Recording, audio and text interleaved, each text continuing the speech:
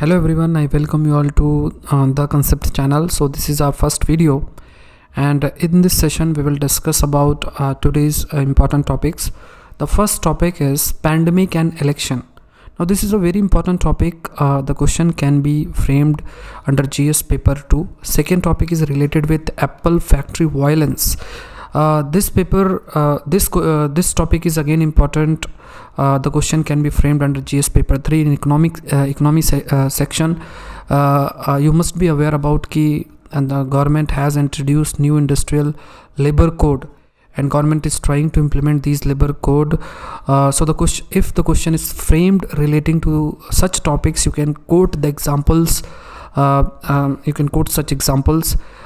Next topic is related with Sky Hub controversy. This is again a very important topic, and it can be asked under GS paper 3. There is a separate topic called as IPR, intellectual property rights. So relating to it, the arguments can be framed or can be taken from this topic as well. Next is about the Crane Energy and merger of film and media unit. This topic is again can be used under section governance in GS paper 2. In the end I will give you the mains question.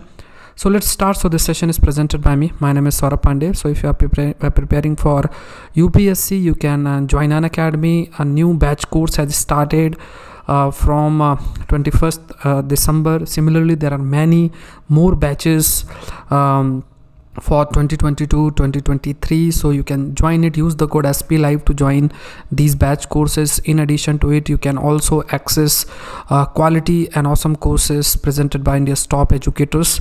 In addition, agriculture optional, as I promised, I'm starting from January of 5th. The classes will start from 9:30 p.m. so please don't miss this course, because it will also open you an opportunity for Indian Forest Service. So please don't miss this course. Use the code SPLive and you can join. You have to go to unacademy.com and you have to choose UPSC CSE category, and you can take the subscription of optional, or you can take the subscription of GS, or you can take the combined subscription if you are preparing for 2022 and 2023. The PDF of this session can be downloaded from SP Current Affair Telegram channel, and you can post your answers in this Telegram channel named as Daily Dose with Saurabh Pandey. So let's start with the first topic: free, fair and safe election. So you must have heard about this quote which is stated as free and fair election. In any democracy, this procedural part of democracy, or the ritualistic part of democracy, is very important. Conducting a free, fair election is must. But in this era of pandemic, the situation that we all are facing, and we are calling it as a pandemic, we all are affected by this pandemic. Not only the economy but also the political part is affected by this pandemic. There is a case of overlapping of pandemic and election. So we have heard about that election is impacted by various means or various factors, like we say election is affected by corruption. There is a politicization of criminals, or criminalization of criminalization of politicians. All these things are taking place, and all these things are impacting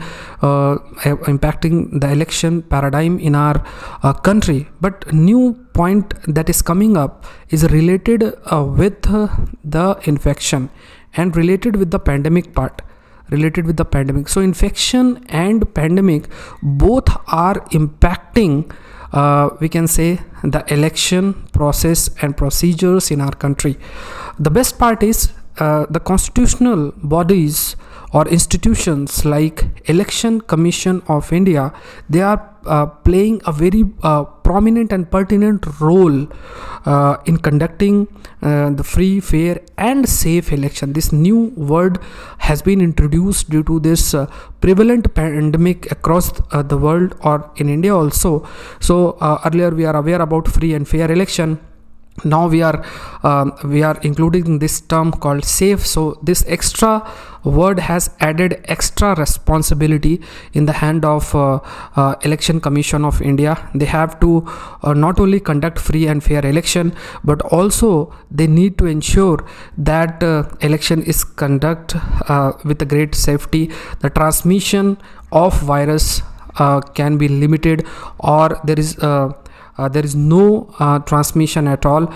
Such safety measures and steps are taken by Election Commission of India so that we can limit the transmission chain relating with this COVID-19 disease. Although we are saying that the vaccine will come soon, so there is a need to provide the vaccination to the officials who are working under the Election Commission of India, who are part of Election Commission of India. Even it is said that not only in India but also in USA, or you can say South Korea, many elections have been conducted. Even the USA presidential election has been conducted. Similarly, many elections conducted in South Korea. In India also, you can quote this example of Bihar, very successfully the election has been conducted. So all these points reflect that to maintain and sustain the democracy and the democratic institutions, it is necessary that even during pandemics, or even because of the challenges imposed by this growing infection, these institutions like Election Commission of India, they need to conduct their functions in a very proficient, or you can say in an efficient and effective manner. Now in this article, a very important point has been made, and that most important point is related with one's health. Okay, one's health. One part is, if you talk about the individual, for individual health is also important. In one of the judgment I quoted in this article, the point has been highlighted that Honorable Supreme Court has pointed out that a healthy life, you can say, as we say that under Article 21, you have right to life. Okay, so you have right to life. In this right to life, you also provided with right to health. Okay, right to health is also included. So when you talk about the rights of an individual, so constitutionally the individual has been provided with the right to health. It is the responsibility of the government to provide such environment and safeguard, and to develop such health related infrastructure, so that one's right to health is not violated, as it is also a part of Article 21, which is again a fundamental right. Now the second point comes, and which is again a kind of emphasis made by the author, is related with the right to make political choice, the political freedom. If the ritualistic aspect related with the democracy, like in any democracy, election is a basic procedure, and this basic procedure need to be opted in order to sustain and maintain the democracy. So it is again becomes very important that the right to life, or we can say right to health, is protected. In the same time, it is also need to be ensured that Election Commission of India need to take such steps that the election is conducted not only in a free and fair manner, but also in we can say in a safe environment, and there is a very less or limited transmission of this virus. So many steps have been suggested. There are many steps that have been suggested. Like first step, it is said that personnel who are working defense or providing or maintaining the public order, like police personnel, like these personnel, the personnel who are working for Election Commission of India, they should also be provided with proper vaccination. These steps need to be taken. Second point is about the desirability of wearing the mask. It is the responsibility of every citizen that he or she should wear the mask. Next is related with the senior voters. Senior voters should be advised and enabled to vote in the first 3 hours of the voting using a separate queue lane. That is also very important. So for conducting free and fair and safe election, which is again the motto for the forthcoming election, so it is again a very important responsibility of Election Commission of India or institutions like Election Commission of India, that these elections are conducted continuously, and this ritualistic and procedural part, which is again very important to maintain a sustained democracy, are like all these things are done, and all these points need to keep in our mind. Like they need to consider this motto that we call it as free, fair and safe election. Next is related with the tightrope between production industrial peace. This topic is again very important. Like in GS paper 3, the argument can be borrowed from this topic. The question can easily be framed from this topic. Take an example, like for example in China, related with China, the kind of changes that are taking place across the world. Many of the companies are thinking to divert their investment or to distribute their market, to distribute their investment, or to divert their different centers which are functioning in China to countries like Vietnam. Their first priority is Vietnam because of the kind of flexibility and the infrastructure which is visible in Vietnam, and the second can be India. Now if such type of violence are taking place, it can impact the investment climate. So there are few points that we have to consider. One is about the implementation of the labor code. Labor code need to be implemented properly, that is must. But even if the labor code is not implemented, certain steps need to be taken so that the grievances of the laborers are addressed. That is very important. That is again very important, and this is also a part of various labor laws. If investment is to be attracted, suppose investment is attracted from a China company, from a USA, or a company from Europe, it wants to invest in India, or it wants to divert its center from China to India, it becomes again very important that the investment climate in India is such which actually entice, or we can say it actually attract such companies. Like labor laws are very flexible, or infrastructure is again very good.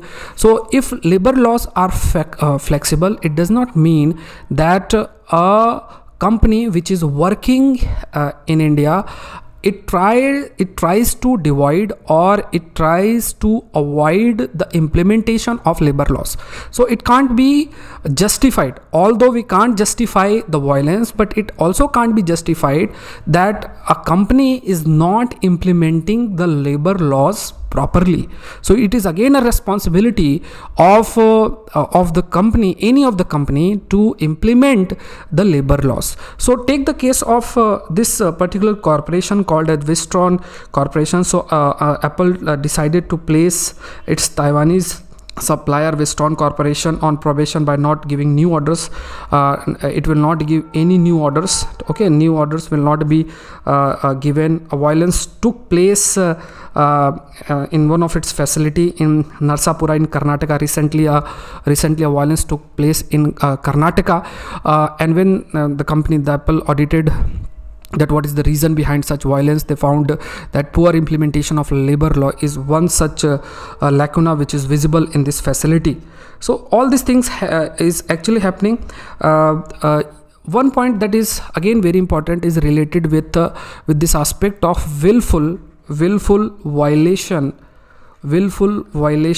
of labor standards. So these labor laws need to be implemented. Okay, so this is again very important that these labor laws are very much implemented. Many of the reports suggest that because of the work burden, the workers need to work 24/7, and they have a lot of burdens.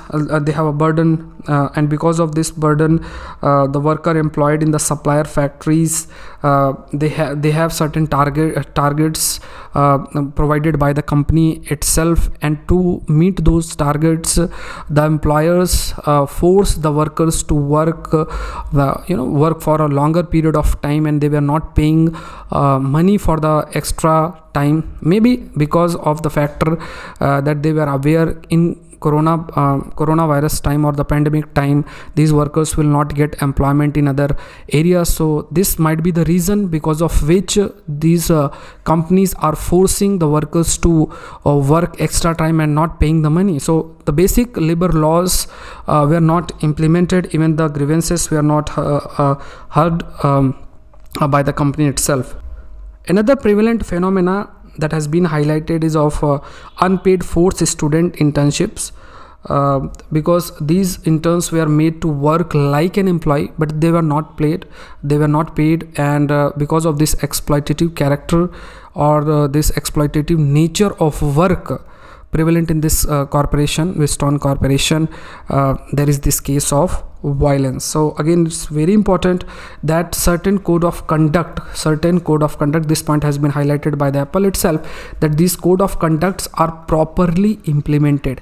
So it has been highlighted that the code of conduct need to be properly implemented, so that there is a harmony between the employers and the employees, and the employers also respect the labor rights, and the employees also get a good working environment under which their productivity is increased and they are functioning and working in a very efficient and effective manner. So all these arguments you can mention in topics related with upcoming challenges related with labor rights and all. Next topic is again related with GS paper 3. The question can be framed related with intellectual property right. So why this topic is important? Because recently Elsevier, Wiley and American Chemical Society, they have filed suit against Alexandra Albakian of Kazakhstan, because this person because she has created a site with name as Sky Hub. This site has been created in 2011. Now the basic importance, or we can say the importance of this Sky Hub facility is that any of the scientists, suppose a scientist is working in any university or a scientist is working in any research institute, they can easily download any of the research paper from this Sky Hub site. Now presently what is the system? The system is that many of these scientists who are working in different institutions, they try to publish their research work. They try to publish their research work in many of international academic journals, and mainly these companies called as Elsevier, Wiley and American Chemical Society, they carry these academic journals, and in their academic journals many of the articles are published. When they publish the articles are reviewed by many of the scientists whose articles have been published earlier. It means peer-to-peer review is done. Peer-to-peer review is done by the scientist, and for reviewing no payment is made. Even for publishing the article, no payment is made by these companies. But suppose if a researcher wants to access other articles, they either have to pay $30 to $50, or we can say in Indian rupees around 3,000 or 5,000 rupees they have to pay to access others articles. In addition to this, either they have to take the yearly subscription, or they have to pay for a individual article. So these academic journal, they work under subscription model. So a scientist, if he or she wants to publish an article, they are paid, they are not paid, or a scientist, if a scientist is reviewing an articles, again he or she is not paid. But if they want to read others articles, then again they have to take the subscription. It means they have to pay certain amount. Now SkyHub, this SkyHub site, it has provided a facility that a scientist or a researcher, he or she can easily download any of the research paper. Suppose a research paper is published 3 years back, so the research paper can easily be downloaded free of cost from this website. So this company has filed a lawsuit against SkyHub. They have filed a lawsuit against SkyHub. They say their opinion is that by doing this, SkyHub somehow infringing the copyright law. So the scientists who have published the articles in these academic journals, now to access those articles, either they pay the subscription amount, or else they may face the suit, as it is done in this particular case. Now it depends on Delhi High Court what the judgment is made. Even Indian government, they have also emphasized for one India, one subscription model. Now let's see what decision is taken by the Honorable High Court, and then we will discuss. Next is related with Cabinet approves merger of 4 film and media unit. Now this topic can be used under governance section. You can highlight under maximum governance and minimum government steps that are taken to reduce the size of government. So under this category, you can highlight, you can mention about that film division, directorate of film festival, National Film Archive of India, and autonomous body children's film festivals, they have been merged into a single unit. This will help to pool the resources efficiently. The resources are used in an efficient manner. The next point that you have to you need to understand is about film division. Like film division, it has been established in the year 1948. It has been established in the year 1948, and its primary purpose is to produce documentaries and news magazine as a publicity for government program, and keep a cinematic record of Indian history. This is the responsibility of film division. Second is about National Film Archives. National Film Archives. So it has been established in 1964. And its major objective is to acquire and preserve India's cinematic heritage. Similarly, you have Directorate of Film Festival, Directorate of Film Festival. You have this Directorate of Film Festival, which is again set up in 1973.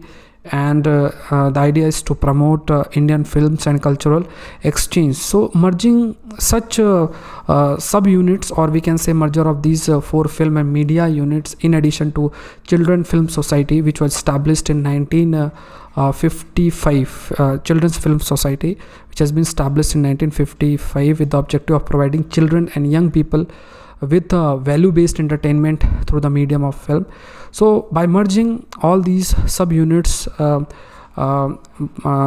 the resources can properly be used.